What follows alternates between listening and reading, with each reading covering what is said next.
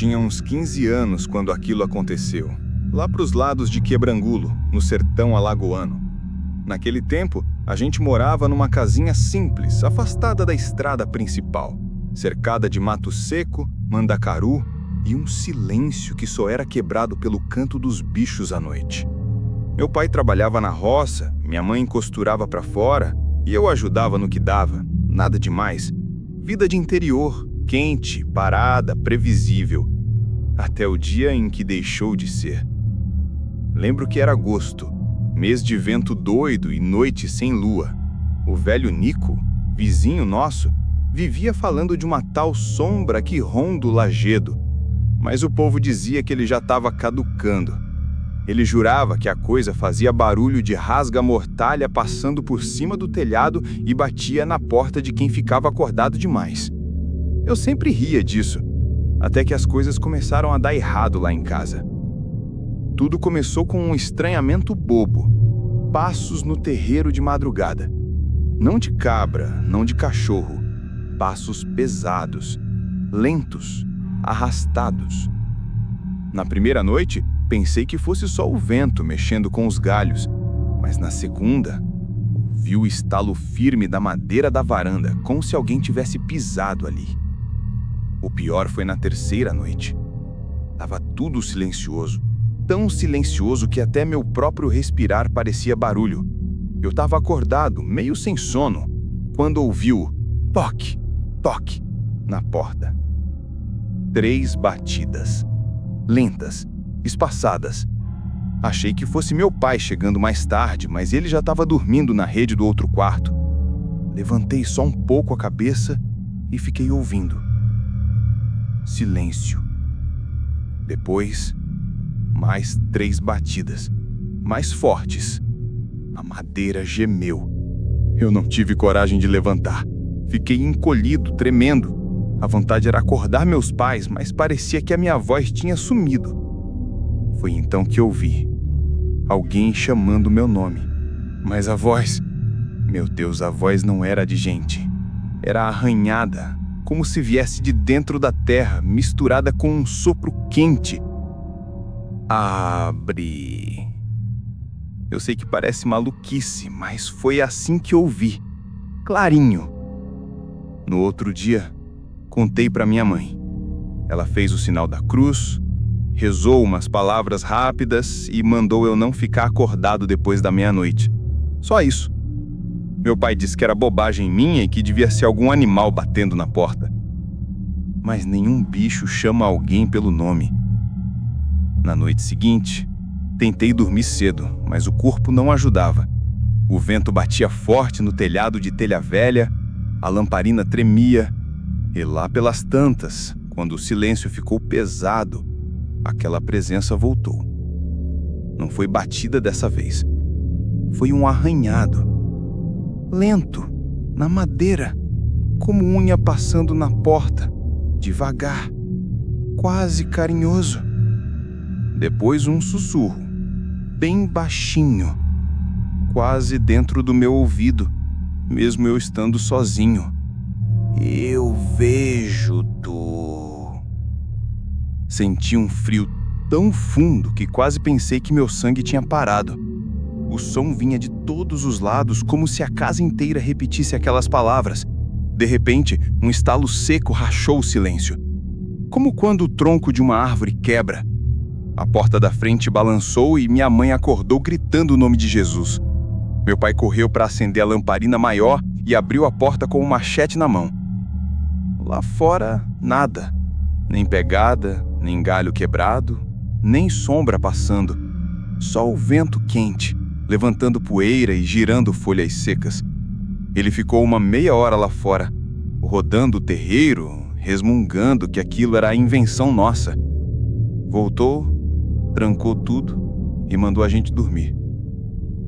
Mas eu sabia. Aquilo não era gente, nem bicho. Era outra coisa. Algo que carregava uma fome estranha, uma presença pesada, de séculos, e que sabia meu nome. As noites seguintes foram uma tortura. Qualquer barulho me fazia gelar. O arranhado voltou mais 2 vezes, o sussurro mais uma, até que, de repente, parou. Assim, do nada. O silêncio voltou a ser silêncio, as noites, noites, e a vida, vida. Só que eu não esqueci. Muitos anos depois, já adulto, encontrei o velho Nico sentado na porta de casa, bem magro, olhando para o horizonte como quem enxerga coisa que os outros não veem. Sentei do lado e perguntei como quem não quer nada. E aquela sombra que o senhor falava, aquilo existe mesmo? Ele virou o rosto devagar, muito devagar, e respondeu numa voz fina: Tu acha que foi só contigo? Essas coisas escolhe, gente. E quando chama pelo nome, ela volta. Juro por tudo que é sagrado. O velho olhou para mim de um jeito que me atravessou. Me levantei na hora, desconcertado. Nunca mais toquei no assunto. Mas às vezes, quando o vento sopra de um jeito torto lá no fundo da noite, eu ainda sinto, como se alguma coisa me chamasse baixinho, bem baixinho, lembrando que um dia bateu na minha porta e que eu nunca abri.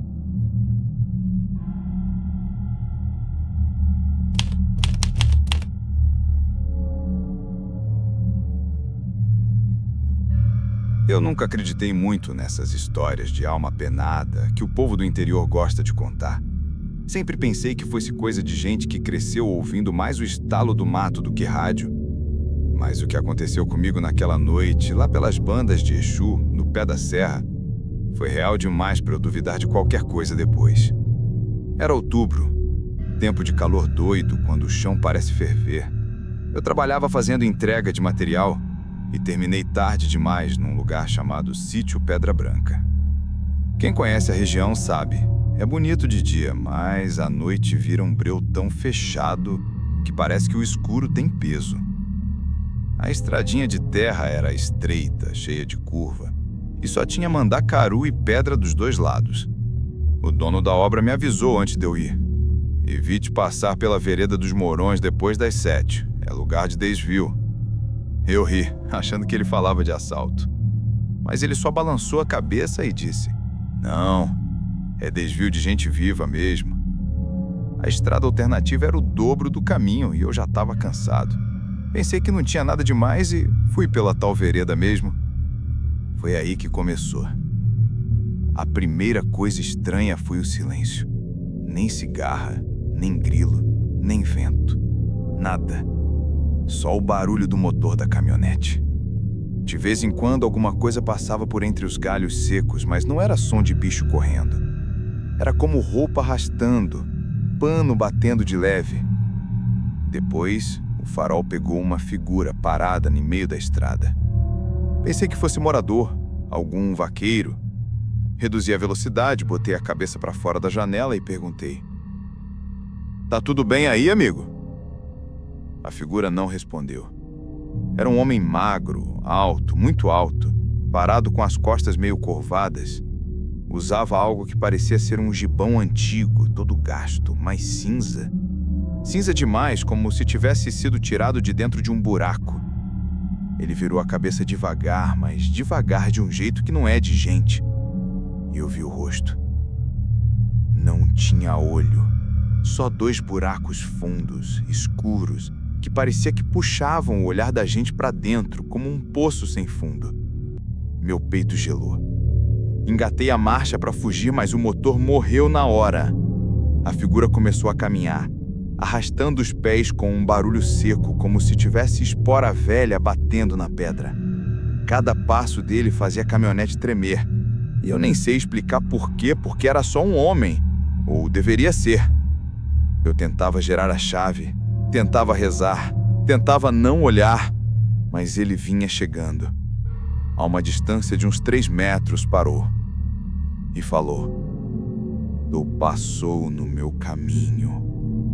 A voz era funda, abafada, parecia ecoar debaixo da terra, como se fosse alguém falando dentro de um túmulo. Meu corpo inteiro travou. Jurei que ia morrer ali, Ele levantou a mão, uma mão comprida demais, com os dedos finos, meio tortos. Ele apontou para mim. Devolve. O problema é que eu não sabia o que ele queria. Nada. Eu não tinha pegado nada, não tinha feito nada. Só passei. A criatura deu mais um passo e o farol bateu no peito dele. Foi aí que notei que a roupa não era de couro. Era tecido amassado, rasgado, como mortalha velha de enterro. Meu estômago embrulhou. Quando ele encostou os dedos na lateral do carro, o motor pegou sozinho, sem eu girar a chave. O som foi tão forte que até o homem parou. Aproveitei e arranquei com tudo, quase derrubando o carro numa vala.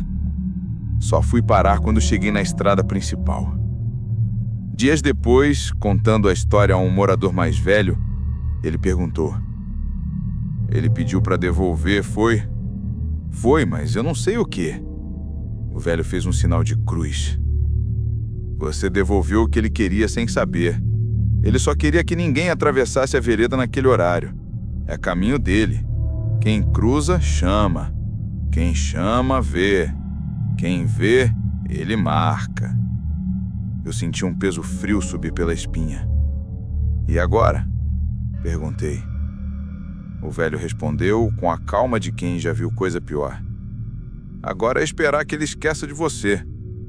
Mas toda vez que passo perto daquela região, mesmo longe, eu sinto um arrepio das costas, como se alguém me observasse do mato, só esperando eu cruzar o caminho errado outra vez.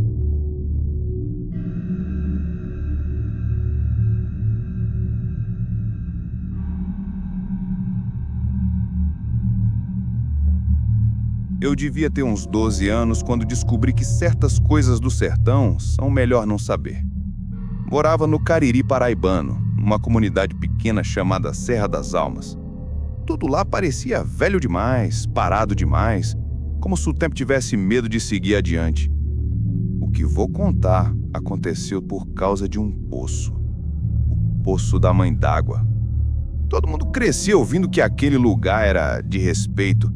Não era para brincar perto, não era para ir sozinho, não era nem para mencionar o nome dele depois do entardecer.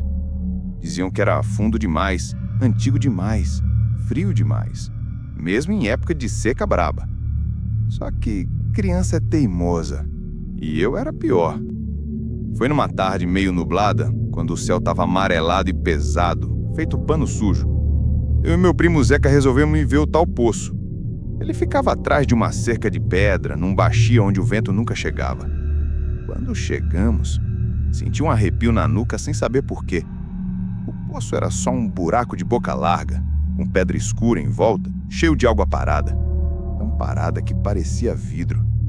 Só que a água era diferente, muito escura, negra como sombra de noite.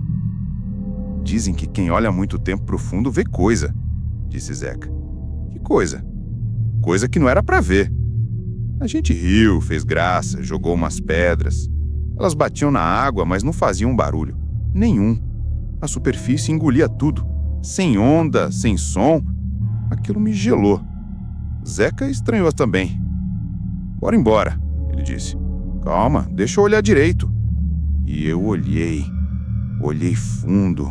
Fiquei encarando aquela escuridão que parecia puxar a gente pra perto. E num desses segundos longos, juro pela minha vida, alguma coisa lá embaixo abriu o olho. Não era reflexo. Não era luz. Não era bicho. Era um olho branco, sem pálpebra, enorme, parado, me olhando. Eu não consegui gritar. Meu corpo travou. Zeca agarrou meu braço e puxou, mas eu estava duro, como pedra. O olho começou a subir devagar, como se subisse por dentro da água, sem mexer a água. Nada ondulava, nada se movia. Quando finalmente consegui soltar um gemido, Zeca me arrastou para trás tão rápido que a gente caiu no chão. O olho parou. Depois, sem pressa nenhuma, fechou. Ou afundou, não sei. E a água voltou a ficar lisa. Lisa demais. Morta demais. A gente correu sem olhar para trás. Quando contamos em casa, minha avó, que nunca tinha medo de nada, ficou pálida. Nem brigou com a gente. Só disse: "Vocês chamaram." "Chamamos o quê, vó?" "A mãe d'água não gosta de olho curioso. Quem olha de volta para ela, ela marca."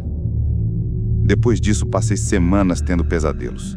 Sonhava com um poço, com o olho subindo, com uma mão enorme de água tentando me puxar. O pior é que no fundo eu sabia que aquilo não era só sonho. Toda noite, antes de dormir, eu ouvia um ploc distante, como se alguém deixasse cair uma gota bem grande dentro d'água profunda. E às vezes, bem raramente, quando eu acordava no meio da madrugada, sentia o lençol molhado na altura dos meus pés. Mas não era suor, não era água de beber. Era água gelada, daquelas que vêm de lugar onde o sol nunca toca. Um dia a água parou de aparecer, os sonhos também. Mas até hoje, quando viajo para perto da região, sinto uma coisa ruim, como se algo debaixo da terra lembrasse de mim. E eu tenho certeza de uma coisa: nunca deveria ter olhado para dentro daquele poço.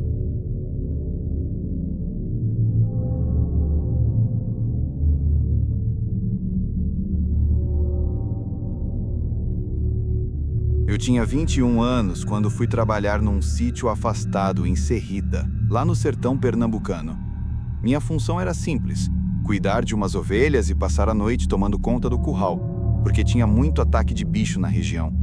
O dono, seu Ambrósio, era sujeito sério, desses que falam pouco e observam muito. Logo no primeiro dia, ele me avisou umas coisas estranhas. Aqui, depois das 10, não responde se chamarem teu nome, mesmo que pareça alguém da casa. Por quê? Perguntei. Porque não vai ser. Pensei que fosse superstição de gente velha. Ele continuou. E se ouvir alguém andando no telhado, ignora, é só passar. Aí sim me arrepiou. Quem é que diz isso com naturalidade? Mas aceitei o emprego porque estava precisando do dinheiro. A primeira noite foi tranquila. Na segunda, ouvi passos no terreiro, mas podia ser bode, então deixei quieto. Porém, na terceira noite, foi quando a coisa começou. Estava sentado perto da fogueira, cuidando das ovelhas, quando ouvi uma voz atrás de mim. "Ei!" Eu virei rápido. Não tinha ninguém. "Ei!" repetiu, mais perto. A voz parecia de uma mulher, calma, fraca, quase um suspiro. Olhei ao redor com atenção, o coração esbarrando nas costelas. Nada, só o vento passando no capim seco. Voltei a sentar, fingindo coragem. Minutos depois, senti alguém passando correndo atrás do curral. Passos leves, rápidos. Levantei com o lampião, rodeei o cercado, mas não vi nem rastro. Voltei-me tremendo. A noite ficou mais pesada depois disso. As ovelhas começaram a se agitar, todas viradas para o mesmo ponto, o galpão velho onde seu Ambrósio guardava ferramentas. Era um lugar escuro, cheio de tralha, que ninguém gostava de entrar. Parecia sempre mais frio que o resto do sítio. Quando olhei na direção delas, alguma coisa se mexeu lá dentro. Não era bicho, era alto demais, parecia uma pessoa. Fiquei parado, segurando o lampião, enquanto a figura caminhava até a porta do galpão e parava ali, na sombra. Não dava para ver o rosto, só o contorno. E o fato de que os pés dela não tocavam o chão. Meu sangue gelou. A figura ergueu a cabeça devagar, como se estivesse me farejando. Foi então que ouvi bem baixinho: "Eu sei quem tu é." Senti minhas pernas amolecerem. Não consegui reagir. A figura deu um passo para frente e a luz do lampião falhou, como se estivesse sendo sugada. Antes que a escuridão me engolisse de vez, alguém me agarrou pelo ombro. Era seu Ambrósio, pálido como cal. "Não olha!" Ele sussurrou atrás de mim. Ele puxou meu braço e me arrastou para dentro da casa grande, trancando tudo. Só depois que o silêncio tomou o lugar, ele explicou. Isso começou depois que enterraram uma moça lá perto do açude, mas não enterraram direito. Disseram que ela morreu sozinha, sem ninguém rezar por ela. Tem alma que fica pedindo atenção, pedindo nome, pedindo companhia. O problema é que quando você responde, ela pega. Fiquei a noite inteira acordado na sala, com seu Ambrósio sentado na cadeira, segurando um terço e murmurando palavras que eu não entendia. De vez em quando, a coisa passava do lado de fora, arrastando os pés, ou o que quer que tivesse no lugar deles. Uma vez parou na janela, deu 2 batidas leves, como se pedisse para entrar. Eu me encolhi na cadeira e fechei os olhos. Quando amanheceu, o sítio parecia outro. As ovelhas estavam calmas, nada fora do lugar, como se tudo tivesse sido sonho, mas eu sabia que não era. A marca dos passos estava lá, fundinha na terra, mas sem forma de pé humano. Naquele mesmo dia pedi para ir embora. Seu Ambrósio só balançou a cabeça e disse: "É melhor assim, ela escolheu você. Se tivesse ficado mais uma noite, talvez não saísse daqui." Até hoje, quando ouço alguém me chamar de longe, mesmo quando é um amigo, um parente, tenho medo de responder de primeira. Espero um tempo, porque desde aquela noite aprendi que no sertão, às vezes o que chama não é pessoa.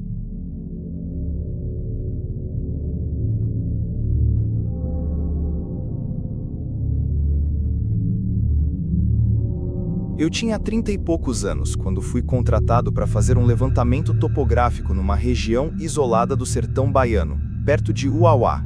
Era um serviço de 3 dias, no máximo, e eu já tinha trabalhado em locais ainda mais afastados. Mas nada, absolutamente nada, me preparou para o que encontrei na estrada do Canto Torto. O nome já dizia tudo. A estrada era torta, irregular, cheia de curvas que pareciam feitas de propósito para confundir o viajante. O solo avermelhado contrastava com o cinza das pedras que brotavam do chão como ossos antigos. A vegetação era rala, seca, mas tinha uma presença estranha, como se as plantas olhassem de volta. O guia que me levaria até o local, um homem miúdo chamado Valmir, me encontrou ainda de madrugada na pousada. Ele tinha olhos fundos, parecia sempre cansado e falava baixo, como quem tem medo de acordar o mundo. No caminho, quase 2 horas sacolejando numa velha caminhonete, percebi que ele evitava olhar pela janela. Estava sempre com os olhos fixos na estrada, e o silêncio dele me incomodava. "Esse serviço é longe assim mesmo?" perguntei. Ele demorou uns 5 segundos para responder. "Longe e perto. Depende do dia." Não entendi nada, mas aceitei que era jeito dele. Quando finalmente chegamos, ele estacionou perto de uma enorme pedra inclinada, de cor escura, que parecia dividir o céu no meio. Lá em cima, uns urubus observavam a gente, imóveis, como sentinelas. "O senhor faz o serviço, marca tudo, mas antes das 5 a gente vai embora", avisou o Valmir. "Não passa da hora não." "Por quê?" "Porque depois das 5, começa o canto." Eu perguntei que canto era esse, mas ele fingiu não ouvir, ou preferiu não responder. Passei horas lá tirando medidas, fotografando o terreno, anotando detalhes. De vez em quando, Valmir me observava, encostado na caminhonete, como se quisesse acelerar o processo só com o olhar. O sol queimava sem piedade, e o vento quente trazia um cheiro de poeira velha, como de livro esquecido. Por volta de 4h30, o clima mudou. O vento parou. Não diminuiu, parou. A sensação era de sufocamento, como se o ar tivesse empedrado. As nuvens ficaram cinzentas, mas não eram nuvens de chuva.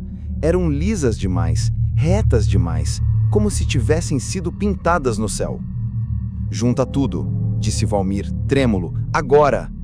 Eu obedeci sem discutir, e quando estávamos quase prontos para entrar na caminhonete, eu ouvi um som. Começou como um assovio curto, abafado, vindo do mato à esquerda. Depois outro, mais longo.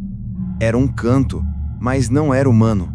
Tinha algo estranho, como se fosse feito de várias vozes em camadas, umas finas, outras grossas, todas desafinadas, cantando juntas, um lamento que parecia não ter começo nem fim. O canto cresceu, ecoando pela pedra inclinada, ressoando no chão seco, tremendo no meu peito como se estivesse dentro de mim. "O que é isso?" perguntei, a voz falhando. Valmir fechou os olhos, respirou fundo e murmurou: "Eles acordaram cedo hoje." "Eles quem?" Ele abriu os olhos devagar, e eu nunca vou me esquecer o medo que vi naquele olhar. "Os que ficaram presos aqui. Os que não seguem mais caminho nenhum." Eu sentei dentro da caminhonete trêmulo, enquanto Valmir dava partida. O motor engasgou na primeira, na segunda, só pegou na terceira tentativa, quando o canto já estava tão perto que parecia vir do chão sob nossos pés. Quando aceleramos, algo se moveu entre as pedras. Eu vi, juro que vi. Silhuetas escuras, alongadas, esticando braços magros demais, como sombras tentando se agarrar ao ar. Era como se a luz do fim de tarde se dobrasse, criando formas que não pertenciam a este mundo. Elas não tinham um rosto, mas eu sentia os olhos delas em mim. Uma delas, alta e torta, se inclinou em direção ao carro. O canto mudou, ficou mais agudo, mais urgente, como um chamado direto para mim, como se soubesse meu nome. Senti um arrepio subir pela espinha, forte, frio, paralisante. Me agarrei ao banco com tanta força que minhas unhas doeram. Valmir acelerou o máximo que pôde. A caminhonete pulava nos buracos da estrada, balançando violentamente, enquanto o canto ficava mais distante, mais baixo, até desaparecer. Só quando chegamos onde o sinal do celular voltou, ele finalmente parou o carro e ficou respirando com dificuldade, como se tivesse corrido por quilômetros. "Nunca volte lá", ele disse sem olhar para mim. "A estrada do canto torto não gosta de quem presta atenção demais." "O que eram aquelas coisas?" perguntei. Ele demorou muito para responder. Muito. "Alguns dizem que são almas presas, outros que são ecos de gente que morreu perdida na caatinga. Eu acho que são sombras do que fomos, do que seremos.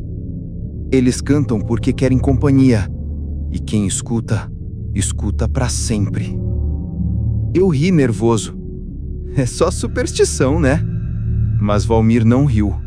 Ele só colocou a mão no meu ombro e disse: "Hoje você escapou, mas já ouviu. Agora o canto sabe seu nome." Durante semanas depois disso, tentei seguir a vida normalmente. O problema é que de vez em quando, à noite, quando tudo tá quieto, eu ainda escuto. Um assovio leve, distante. Como se alguém me chamasse da beira da estrada. Como se estivesse esperando.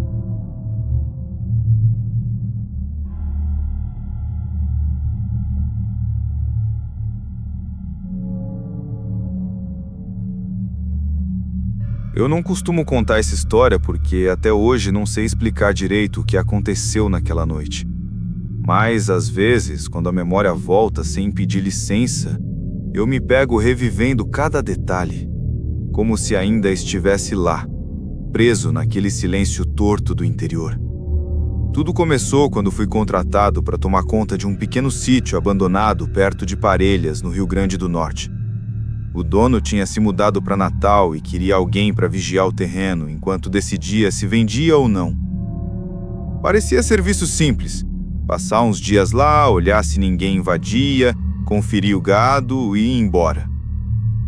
A estrada para chegar ao sítio era estreita e cheia de curvas, ladeada por pedras enormes e arbustos secos. O vento quente parecia sempre sussurrar alguma coisa que eu não conseguia entender. Quando finalmente cheguei, o sol estava quase se pondo e a paisagem parecia ainda mais solitária do que eu imaginava. A casa era pequena, com paredes descascadas e um cheiro de poeira acumulada. Havia marcas de abandono que não me agradaram, mas já estava ali e não tinha como voltar naquele mesmo dia. Preparei minha rede, limpei o mínimo necessário e tentei me concentrar no trabalho. Foi quando percebi que havia algo no ar que não combinava com a calmaria típica do sertão. O silêncio era estranho, como se faltasse alguma coisa. Nem grilo, nem capote, nem vento direito. Até o barulho das folhas parecia preso no tempo. Na primeira noite dormi com dificuldade. A casa rangia a cada movimento meu, mas isso eu já esperava de um lugar antigo. O problema começou quando ouvi o primeiro som vindo de fora. Um estalo seco, de madeira quebrando, mas que parecia ter sido produzido devagar, com cuidado. Me levantei e olhei pela fresta da parede. Nada. Apenas um escuro tão profundo que eu mal via o chão do terreiro. Voltei para a rede e tentei convencer minha própria cabeça de que era só um galho caindo. Funcionou, por um instante. A segunda noite foi pior. Por volta das 10h30, algo começou a andar ao redor da casa. Não era bicho, não era gado. Os passos eram pesados demais para isso, mas ao mesmo tempo lentos, arrastados, como se aquela coisa estivesse estudando cada canto da parede antes de escolher onde parar. Vez ou outra, o barulho cessava completamente, e eu imaginava que fosse minha mente pregando peça. Mas aí, sem aviso, os passos recomeçaram, dessa vez mais próximos, quase encostando na porta. Fiquei completamente imóvel, com a respiração presa no peito. O que quer que estivesse lá fora sabia que eu estava acordado. Eu conseguia sentir. Era como se um olhar atravessasse as paredes e me encontrasse no escuro, mesmo sem ter luz alguma ali dentro. A criatura voltou a se mover, circulando a casa devagar, sempre devagar, como se tivesse todo o tempo do mundo. Então os passos pararam atrás da parede onde eu estava deitado. E começou um som que nunca mais consegui esquecer. Um roçar lento, como unhas longas passando pela madeira. Não era violento, não era rápido. Era quase paciente, metódico. O tipo de som que parece ter a única intenção de lembrar que você não está sozinho. Na manhã seguinte, encontrei marcas na parede externa da casa. 3 linhas longas paralelas, como arranhões profundos na madeira. Passei os dedos por elas. Eram frias, muito frias, como se a madeira tivesse passado a noite inteira à sombra de algo que não deveria existir ali. Chamei o dono para avisar que tinha alguém rondando o sítio, mas ele riu e disse que aquilo era coisa de tamanduá-bandeira ou de algum bicho que gosta de cavucar a madeira. Eu quis acreditar, mas algo dentro de mim sabia que não era isso. Na terceira noite, eu já estava decidido a ficar acordado até o amanhecer. Sentado na rede, segurando a lanterna como se fosse uma arma, ouvi novamente os passos. Eles surgiram do repente, sem transição, como se aquela coisa nunca tivesse indo embora realmente. O som era mais pesado dessa vez, mais ousado. Circulou a casa 2, 3, 4 vezes. Depois parou diante da porta e eu ouvi a respiração. Era uma respiração profunda, arrastada, que parecia vir de alguém ou algo com pulmões enormes.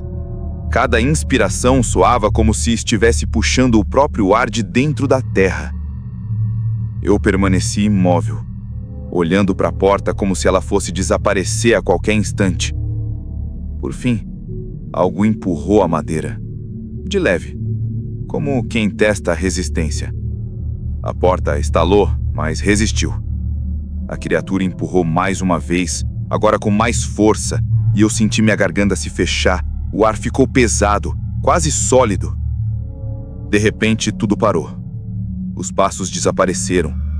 O silêncio voltou, carregado e sufocante. Passei o resto da noite acordado, esperando que o som retornasse, mas nada aconteceu até o amanhecer.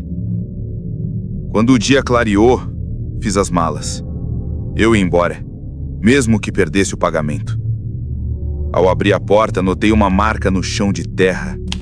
Uma impressão funda, como se algo muito pesado tivesse ficado parado ali por longos minutos. Não era pegada de animal, nem de gente.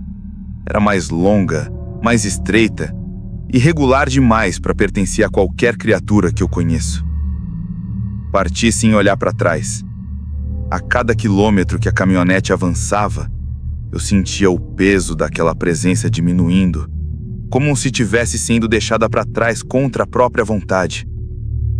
Só quando cheguei na cidade consegui respirar direito. Hoje, sempre que alguém fala em trabalhar em sítio isolado, eu evito o assunto, porque sei que em algum lugar no sertão existe algo que ronda casas vazias em busca de companhia. Algo paciente, algo que espera. Algo que talvez ainda se lembre do meu cheiro, dos meus passos, ou da maneira como a minha respiração acelerou na noite mais silenciosa da minha vida.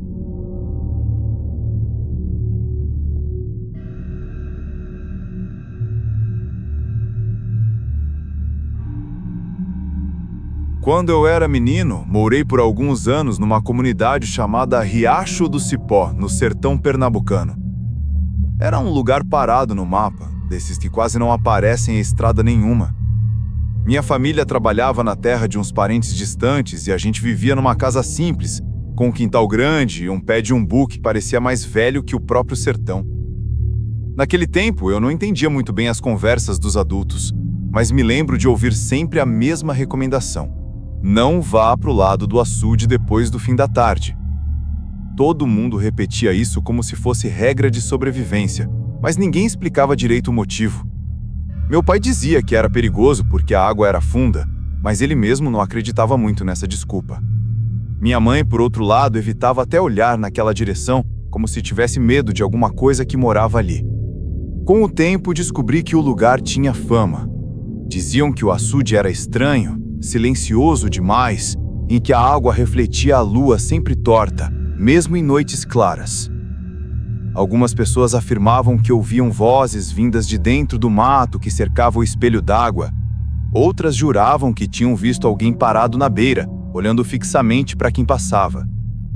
Eu achava que era invenção de adulto, até o dia em que precisei atravessar aquele caminho sozinho. Era fim de tarde, eu devia ter uns 13 anos.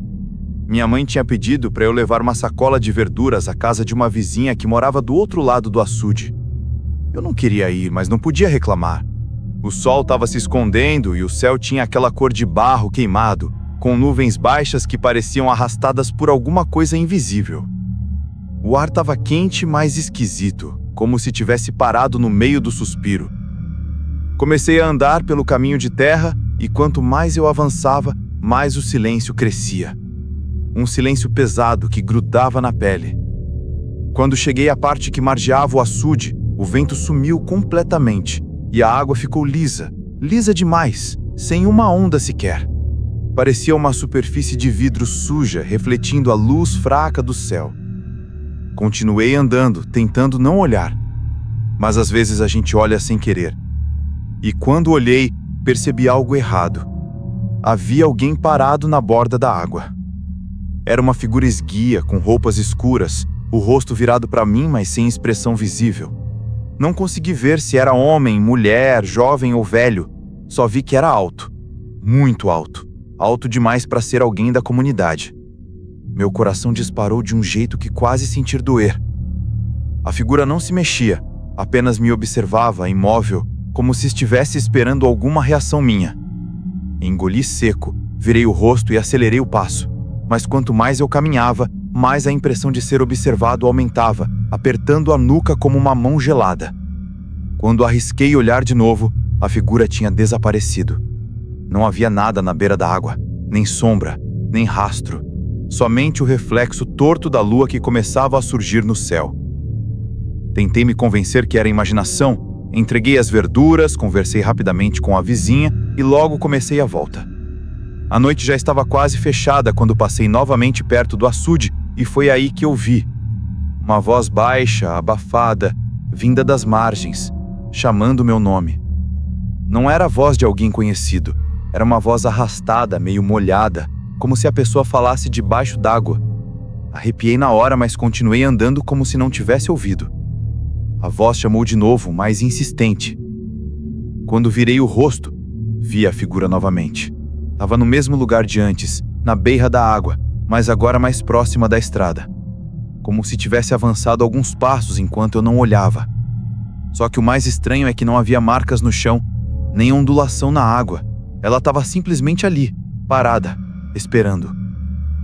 A voz repetiu meu nome, e então disse algo que até hoje me persegue. Volta. Volta para onde? Eu não sabia, não quis saber. Corri. Corri como nunca na minha vida. Cheguei em casa sem fôlego, suado e trêmulo. Contei tudo à minha mãe e ela ficou branca como sal. Pediu para eu não passar mais por aquele caminho de jeito nenhum e passou a fechar todas as janelas da casa antes do pôr do sol, coisa que nunca fazia antes. Durante semanas tive pesadelos com a figura na borda da água, sempre parada, sempre olhando, sempre chamando. E o pior é que às vezes no silêncio da madrugada, eu juro que ouvia um murmúrio vindo de longe, quase engolido pelo vento quente, como se a voz ainda soubesse meu nome. Depois que nos mudamos dali, nunca mais voltei ao Riacho do Cipó. Mas algumas noites, quando acordo sem motivo, sinto aquela mesma sensação antiga. A de que alguém me observa de um lugar onde a água é mais profunda do que deveria ser, onde o silêncio pesa mais do que a noite, onde sombras esperam que a gente olhe de volta. E eu tenho medo de que um dia, mesmo longe, a voz volte a me chamar. Porque ela não era de alguém perdido. Era de alguém que nunca saiu do fundo e que talvez não queira sair sozinho.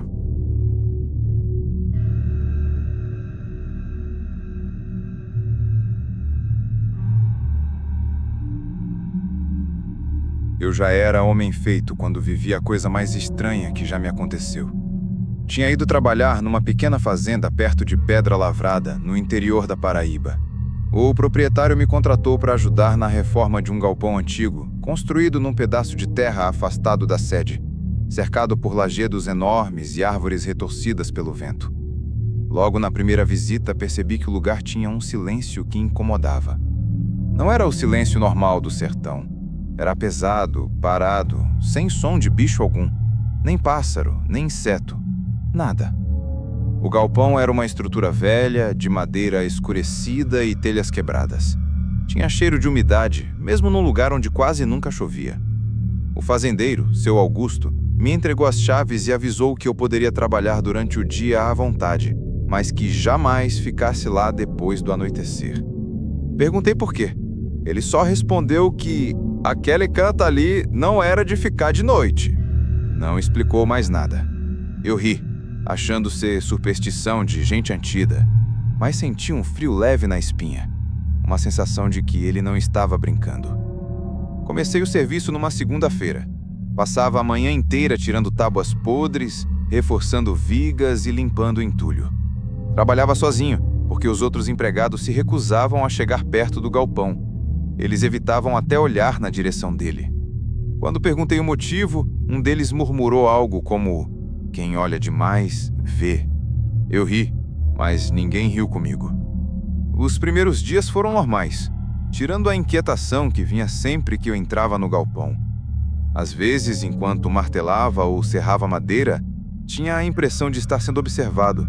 Virava depressa, mas não via nada além das sombras das vigas altas.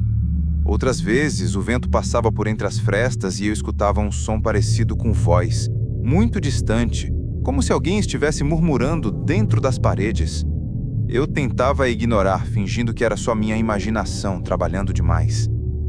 Só que na quinta-feira, as coisas mudaram. Eu fiquei até um pouco mais tarde do que deveria, porque queria terminar uma parte da estrutura. O sol já estava encostando no fim do céu quando larguei as ferramentas. Logo que o clarão começou a sumir, percebi um cheiro diferente no ar. Era um cheiro de terra molhada, mas não tinha chovido. Era forte, úmido, como se o chão embaixo do galpão estivesse respirando. Um vento frio atravessou a construção, tão gelado que fez meus pelos se arrepiarem. Foi então que ouvi um som. Não era vento, não era madeira estalando, não era bicho, era claramente um passo. Um único passo, pesado, arrastado, como se alguém tivesse posto o pé no chão atrás de mim. Me virei na hora, rápido, com o coração martelando. Não tinha ninguém. Mas a poeira do chão, bem no centro do galpão, se levantou de leve, como se algo invisível tivesse acabado de se mover ali. Peguei minhas coisas e saí com pressa, sem coragem de olhar para trás. No caminho de volta, tive a impressão de ouvir algo batendo na madeira. 3 batidas lentas. Parecia alguém tocando de dentro para fora. Apertei o passo e nem respirei direito até alcançar a casa. Na manhã seguinte, seu Augusto me chamou. Ele disse que tinha ouvido sons no galpão durante a noite mas ninguém tinha estado lá. Perguntou se eu tinha ficado até tarde demais.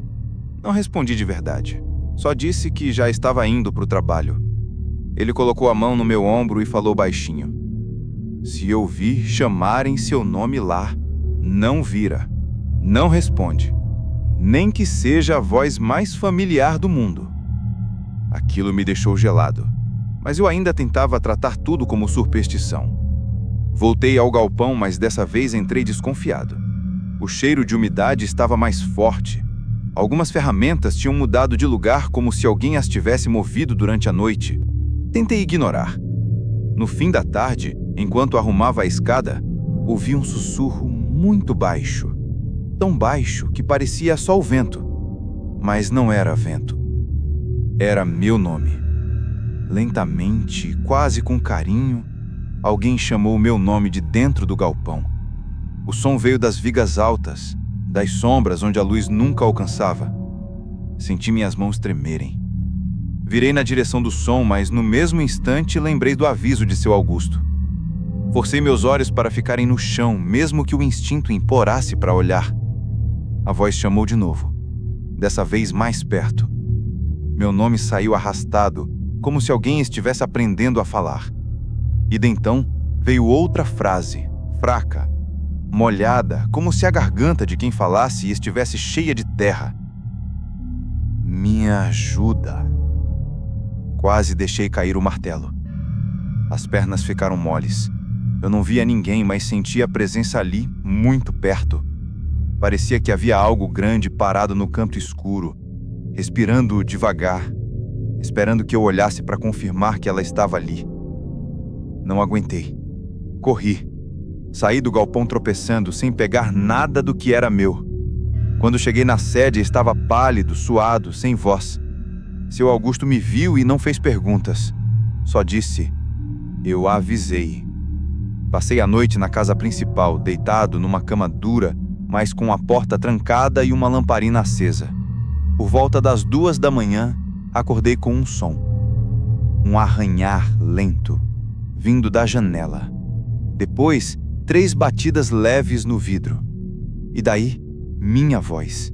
Não a voz de alguém imitando a minha, era a minha voz exata, chamando por mim do lado de fora da janela. "Ei, abre!" Eu tremi tanto que nem conseguia mover os dedos. A voz repetiu igualzinha a minha, como se eu estivesse do lado de fora pedindo para entrar. Nunca senti medo igual, porque não era uma entidade tentando me assustar. Era algo tentando me convencer. Só parou quando a lamparina apagou de repente. Na manhã seguinte, fui embora. Avisei que não voltaria, nem por o dobro do pagamento. Seu Augusto só assentiu como quem já esperava. Passei anos sem falar sobre isso. Mas de vez em quando eu estou sozinho no meio da noite, escuto algo bem distante. Um arranhar, um chamado.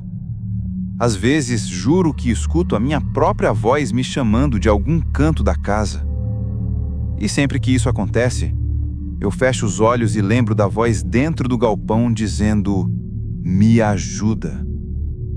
Porque eu sei que o que quer que estivesse lá não estava pedindo socorro. Estava pedindo companhia.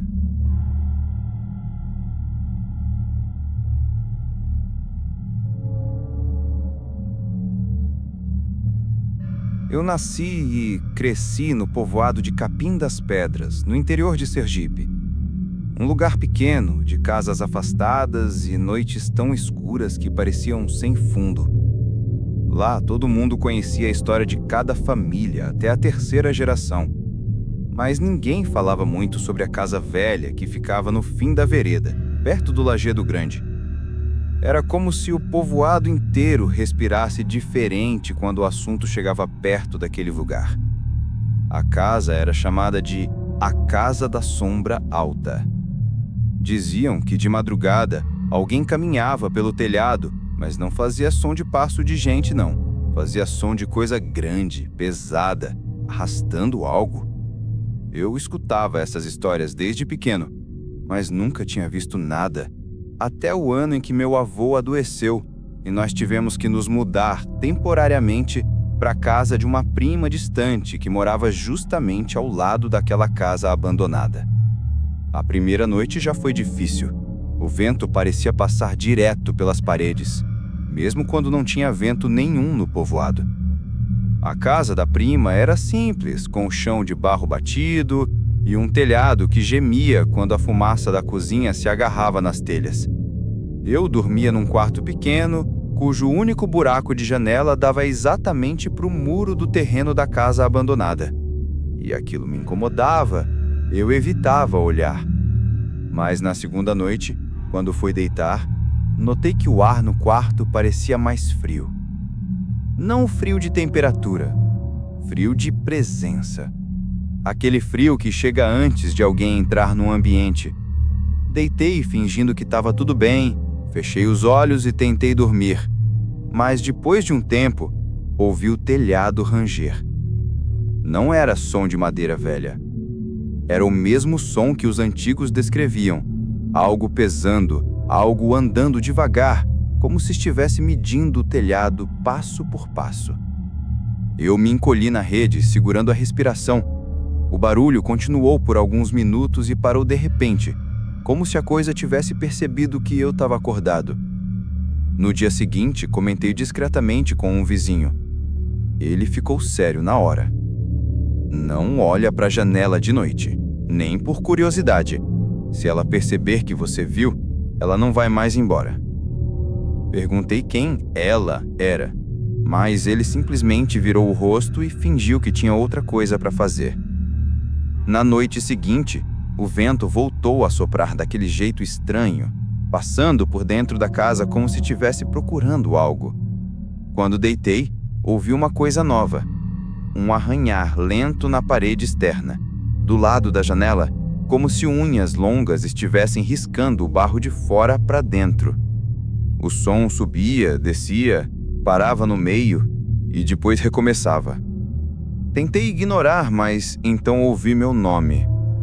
Foi leve, quase como um pensamento, mas eu juro que veio de fora da janela. Levantei só um pouquinho a cabeça e senti a escuridão do lado de fora mudar de peso, como se algo tivesse parado bem ali, rente à parede.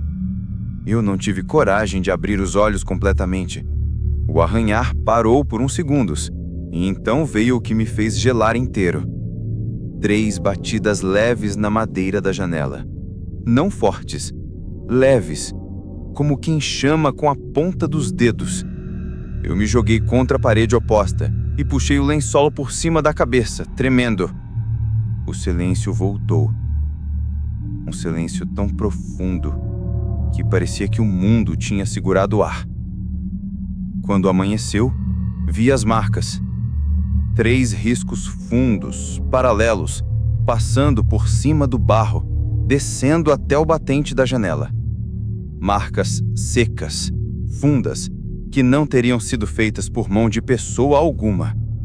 E do lado de dentro, na madeira da janela, havia uma leve marca circular, como a pressão de um dedo, mas maior, mais pesado. No mesmo dia, resolvi contar para minha prima. Ela empalideceu de um jeito que me assustou. Disse que precisava me mostrar uma coisa e me levou ao quintal da casa. Lá, encostada no muro que fazia divisa com o terreno da casa abandonada, estava uma porta de madeira velha, retirada anos atrás da nossa própria casa. Ela apontou para a marca no centro da porta. Era a mesma marca circular que estava agora na janela. É por isso que tiramos essa porta. Ela bateu nela 3 vezes. Depois, tentou entrar. Meu pai mandou tirar na mesma hora. Perguntei o que era ela. Minha prima respirou fundo e falou. É a mulher que morava na casa da vereda. Dizem que ela saiu de noite para procurar o marido e nunca voltou. Só encontraram o chapéu dele aberto no chão. Desde aquele dia, ela não para de procurar. Anda pelo telhado, risca a parede, chama quem escuta, tenta achar alguém para seguir com ela. Pedi para ir embora do povoado no mesmo dia, mas meu avô ainda não estava bem. Tive que ficar mais 3 noites ali. E foram 3 noites sem dormir. A sombra no muro ficava cada vez mais alta, cada vez mais perto da janela, cada vez mais nítida. No fim da última noite, ouvi o sussurro outra vez, dessa vez mais claro. Eu te vi. Quando enfim voltamos para casa, deixei aquele quarto trancado. E ainda hoje, quando volto ao povoado, não passo perto daquela vereda, porque toda vez que penso nela, sinto aquela presença atrás da janela. E lembro que naquele sussurro não havia raiva, havia certeza. A certeza de que alguém ainda me procura.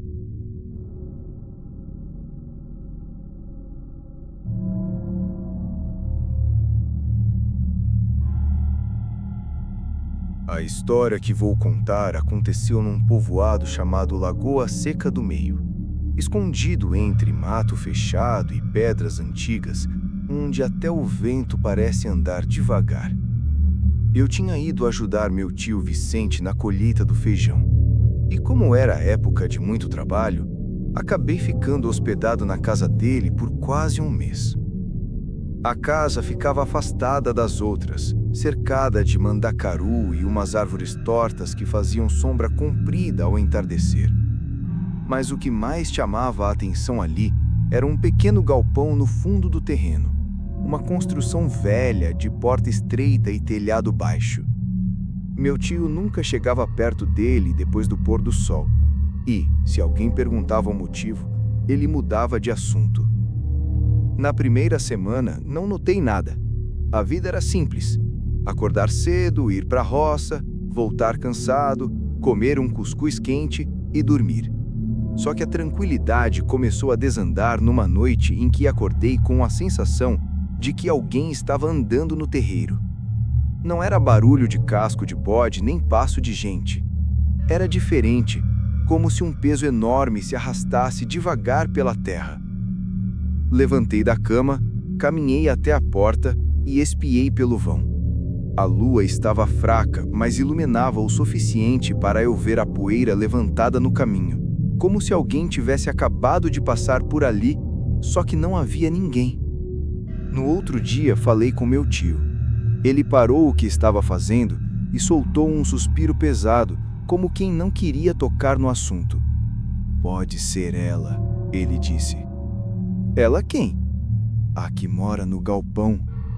Fiquei esperando ele rir, mas ele não riu, nem piscou. Só continuou mexendo na água do café como se tivesse dito algo comum. Perguntei o que tinha naquela construção e ele me contou que o galpão tinha sido usado muitos anos atrás por uma mulher solitária que morava ali, numa casinha de barro que já nem existia mais.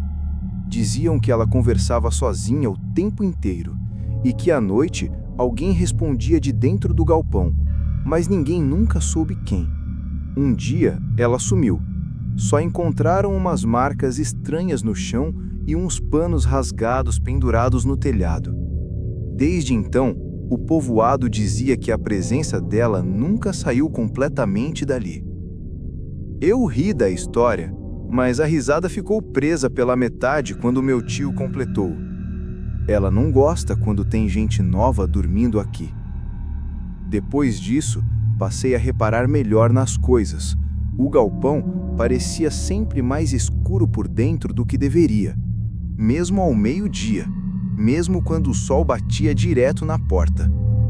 E às vezes, quando eu passava perto, tinha a impressão de ouvir um som vindo lá de dentro.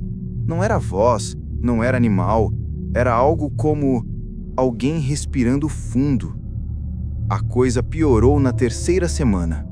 Era madrugada e eu acordei com um som que parecia vir debaixo do assoalho da casa. 3 batidas secas, espaçadas, como se alguém estivesse tocando madeira com o nó dos dedos. Sentei na cama com a respiração curta. Depois das batidas, veio um silêncio absoluto. Tão absoluto que eu conseguia ouvir meu próprio coração batendo. Então, alguém chamou meu nome. Não foi um grito, foi um sussurro, mas era um sussurro que parecia colado ao meu ouvido, tão perto que senti o ar gelado roçar meu pescoço. Olhei ao redor e não vi nada, só a escuridão do quarto. A voz chamou de novo, mas arrastada, como se estivesse aprendendo a pronunciar as sílabas. Venha. Levantei devagar, como se estivesse sendo puxado por fios invisíveis, e segui até a porta. A lua estava iluminada por uma lua pálida, e ao fundo, perto do galpão, havia uma silhueta parada. Não consegui ver o rosto, só percebi que era muito alta, mais alta do que qualquer pessoa do povoado, e que parecia se mover de maneira muito lenta demais, como se o corpo tivesse demorado para acompanhar a decisão de virar a cabeça. A coisa deu um passo na minha direção, e no mesmo instante, senti um peso enorme no peito, como se o ar tivesse ficado denso demais. A poeira no chão se levantou devagar, formando desenhos que se desfaziam rápido demais para entender. A figura parou a poucos metros da porta e inclinou a cabeça, olhando para mim com uma curiosidade fria. Foi então que meu tio apareceu atrás de mim, pálido como cera. Ele puxou meu braço com força, me arrastou para dentro e fechou a porta com tanta pressa que quase arrancou a dobradiça. Ficamos os dois encostados na madeira, ouvindo o som de passos lentos se afastando. Nunca mais saia quando chamarem você, ele sussurrou. Ela tenta levar os que escutam. Passei o resto da semana sem conseguir dormir direito, e cada vez que o vento batia no telhado do galpão, eu sentia aquele mesmo frio na nuca, como se a coisa ainda estivesse esperando que eu saísse. Quando chegou o dia de ir embora, meu tio fez o sinal da cruz e disse que era melhor assim. E antes que eu subisse no carro de um vizinho, ele me avisou. Ela não esquece de quem respondeu. Até hoje, anos depois, quando estou sozinho num quarto escuro, às vezes escuto um sussurro leve, muito longe, como se viesse de dentro da parede, chamando meu nome e pedindo que eu volte.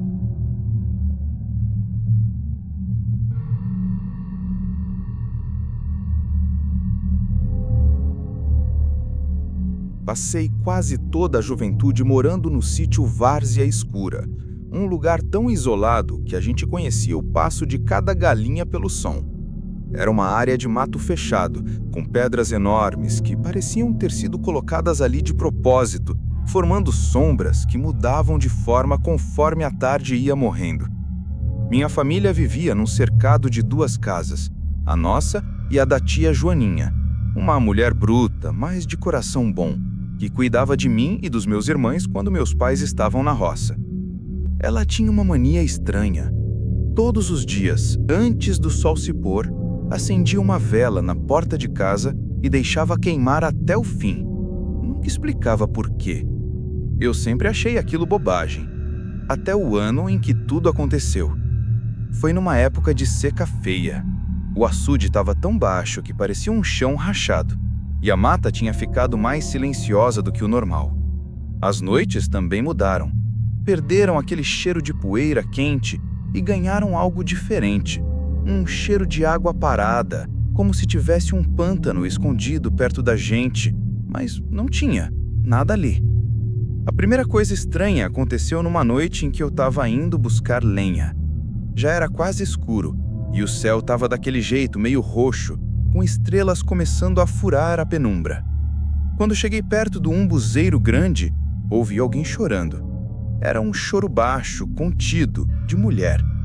Pensei que fosse minha tia, mas o som vinha de um ponto no mato onde não tinha trilha. Era um choro tão sofrido que minhas pernas começaram a tremer. Voltei para casa correndo e encontrei minha tia sentada no banco, viva, calma, mexendo nos panos. Ela me olhou com aquele jeito de quem sabe mais do que devia e disse apenas: "Não vai atrás de nada que não é gente." Perguntei o que ela queria dizer com aquilo. Ela balançou a cabeça devagar. De noite, a mata escuta quem passa e responde. Não entendi, mas fiquei com aquele medo seco na boca. 2 dias depois aconteceu de novo. Estávamos jantando quando ouvimos passos no terreiro. Passos arrastados, lentos, como se alguém cansado estivesse andando por ali. Meu pai levantou armado com o lampião, mas quando abriu a porta não havia ninguém. O terreiro estava claro de lua, mas completamente vazio. Mesmo assim, dava para ver a poeira ainda descendo no ar, como se alguém tivesse acabado de passar. Minha tia apagou a chama da panela na mesma hora e disse: "Não olhe para o cercado do fundo." Claro que olhei. E vi. No limite das árvores, perto do galpão onde guardávamos ferramentas, havia uma sombra parada. Não tinha forma de gente, nem de bicho. Era fina demais, comprida demais, torta demais. A lua batia nela, mas não mostrava rosto, corpo, nada. Só um contorno escuro, mas vivo. A sombra se moveu. Pouco. Um passo. E parou. A gente se trancou dentro de casa. Minha tia acendeu 3 velas, colocou todas na porta e começou a rezar baixo, quase num murmúrio. Meus irmãos choravam. Eu senti um peso no ar, como se algo invisível estivesse empurrando as paredes. Naquela noite, ninguém dormiu. Na madrugada, ouvi algo ainda pior. Alguém passou a arranhar a porta. Não era arranhão rápido, era lento, profundo, como unha grande raspando madeira. Meu pai segurou a espingarda como quem segura o próprio fôlego. Minha tia continuou rezando, mas a voz falhou como se estivesse ficando sem ar. O arranhar parou. E depois veio um sussurro. Chamou meu nome. Baixinho, mas claro, como se o dono da voz estivesse com os lábios encostados na porta. Meu corpo ficou gelado. Minha tia se levantou, tomou a vela, abriu uma fresta e jogou a chama acesa para fora. A vela caiu no terreiro e apagou na mesma hora, como se alguém tivesse soprado. Mas o sussurro parou, o peso no ar desapareceu, o silêncio voltou. No dia seguinte, encontramos marcas no barro, perto do galpão. Eram como pegadas, mas não de pé de pessoa. Eram fundas, longas, com 3 marcas ao invés de 5, como se alguma coisa tivesse passado arrastando um peso enorme. A terra estava afundada mais do que o normal, como se aquilo tivesse uma força que nenhum animal da região teria. Quando mostrei para minha tia, ela ficou com os olhos cheios de água. Ela murmurou: "Eu sabia que ia voltar. Ela sempre volta quando sente gente nova." Perguntei: "Ela quem?" Ela respirou fundo.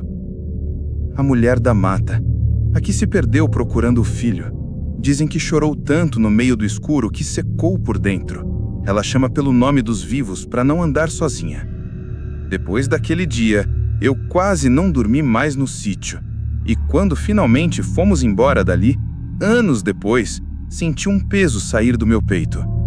Mas às vezes, e isso eu digo sem exagero, quando caminho sozinho ao entardecer, em algum mato mais fechado, escuto um choro abafado bem ao longe, um choro que não muda com o vento. E de vez em quando, no meio desse choro, o sussurro retorna, arrastado, fraco, mas muito claro, me chamando de novo.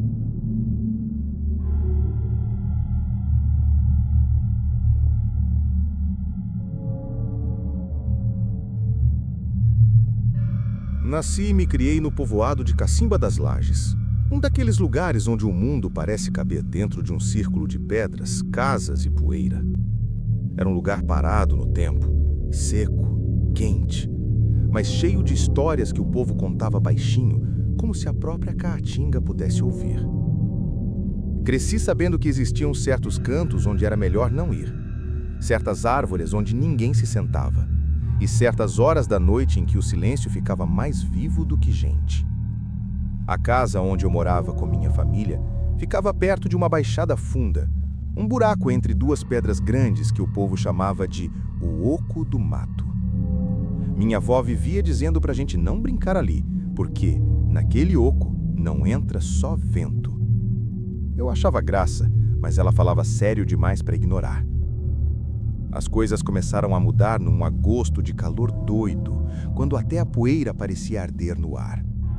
Uma noite, acordei com um som de algo mexendo no quintal. Pensei que fosse bode, cachorro, qualquer coisa. Mas quando saí para olhar pela fresta da porta, vi algo estranho. O varal estava balançando, como se alguém tivesse acabado de passar correndo por baixo dele. Só que o vento estava parado. A noite estava parada. O mundo estava parado. Na manhã seguinte, encontrei no chão, bem perto da porta, uma porção de terra fofa, amontoada como se alguém tivesse cavado com a mão. E no meio da terra estavam 3 marcas fundas. Não eram de dedo, nem de pata. Eram longas, curvas, tortas, como se tivessem sido feitas por algo que não se move como nós. Mostrei para meu avô e ele ficou pálido de um jeito que nunca vi. "Não olha para esse oco depois que escurece", ele avisou. "Se olhar, ela vê você." Perguntei quem era ela. Ele só fez o sinal da cruz. Na noite seguinte, o barulho voltou. Dessa vez não era no quintal. Era dentro da parede. Um arranhar lento, fundo, como se algo estivesse tentando achar caminho por trás do barro. O som ia e voltava, como se tivesse paciência, como se tivesse tempo. Eu não queria acreditar no que estava ouvindo, mas era impossível ignorar. Minha avó levantou na madrugada, acendeu uma vela e colocou na janela, olhando para o oco do mato com um medo que eu nunca pensei que uma velha daquele tamanho pudesse sentir. O silêncio depois disso ficou tão pesado que até o estalar do fogo no fogão parecia proibido. Na terceira noite, acordei com algo ainda pior. Passos. Passos lentos, leves demais para ser pessoa, mas pesados demais para ser bicho pequeno. Eles vinham do lado do oco, arrastando poeira a cada avanço. Levantei devagar, sem respirar, e olhei pela fresta da porta. A lua estava alta, clara, e iluminava um pedaço da baixada. Foi aí que vi. Uma figura parada bem no limite onde a luz não chegava. Alta, torta, parecia encurvada, como se os ossos não estivessem no lugar certo. Não dava para ver o rosto. Era como se a escuridão grudasse nele, impedindo que a luz tocasse. Só dava para ver o contorno do corpo, parado, olhando diretamente para nossa casa. Eu fiquei gelado. A figura não se mexeu, apenas ficou ali, observando. E então, ela chamou. Não em voz alta, não com palavras. Foi como se minha mente tivesse sido cutucada de dentro para fora. Um chamado mudo, mas tão claro que fez meus olhos encherem de lágrimas sem motivo. Algo dizendo: "Vem." Eu não sei quanto tempo fiquei ali. Só sei que quando consegui me mexer, fechei a porta com toda a força que tinha, acordei minha avó e contei tudo. Ela não pareceu surpresa, apenas murmurou. Ela saiu do oco. Na manhã seguinte, meu avô pegou a gente pelas mãos e levou até a baixada. Havia marcas no chão. Marcas longas, profundas, que começavam no mato e terminavam bem na direção da nossa porta. Como se alguém tivesse arrastado o próprio peso pelo caminho inteiro. "Ela escolheu você", meu avô disse, sem coragem de me olhar no rosto. Depois daquilo, cada noite foi pior do que a anterior. A figura aparecia sempre no mesmo ponto, imóvel, olhando. Às vezes vinha mais perto. Às vezes eu ouvia algo respirar do lado de fora, mesmo quando a casa estava trancada. E de vez em quando, antes de dormir, eu sentia uma presença se abaixar ao lado da minha cama, como se estivesse esperando eu abrir os olhos para poder se mostrar. Nunca abri. Acabamos nos mudando alguns meses depois, quando a situação ficou insuportável. Mas até hoje, quando passo por qualquer baixada em qualquer canto do interior, sinto aquele chamado mudo vindo de um lugar que não fica nesse mundo. Como se o oco do mato ainda tivesse um pedaço de mim guardado lá dentro. Como se ela ainda estivesse esperando eu olhar de volta.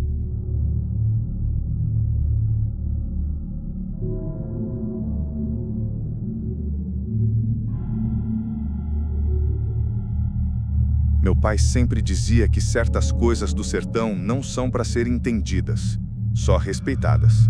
Cresci ouvindo isso, mas nunca dei importância até viver o que vivi na região de Malhada Comprida, um lugar pequeno, perdido entre pedras altas e caminhos que só existem na memória de quem nasceu lá.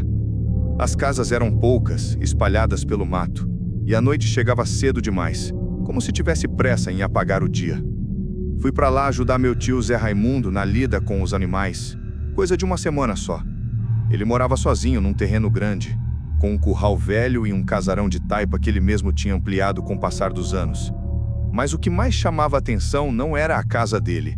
Era uma construção menor, afastada uns bons metros, do outro lado do terreiro.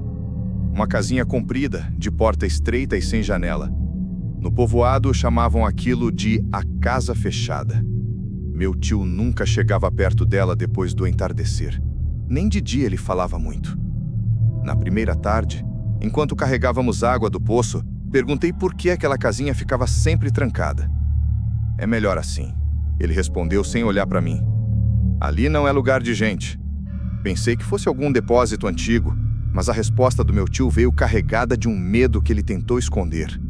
No mesmo dia, ao pôr do sol, vi que ele acendeu uma fogueirinha bem pequena perto da porta da nossa casa e deixou queimando até a brasa virar pó.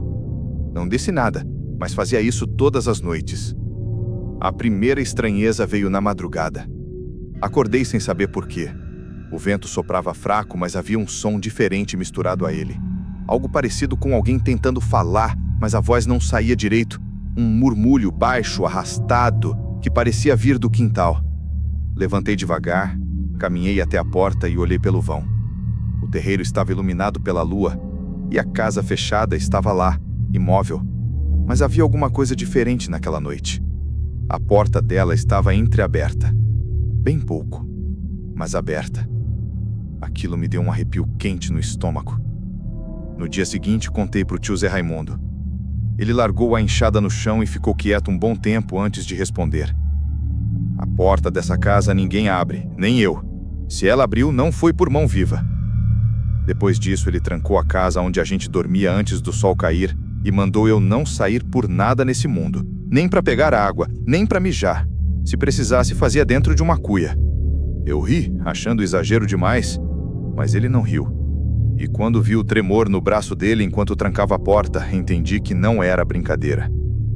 Naquela noite, mesmo com a porta trancada, algo se arrastou pelo terreiro.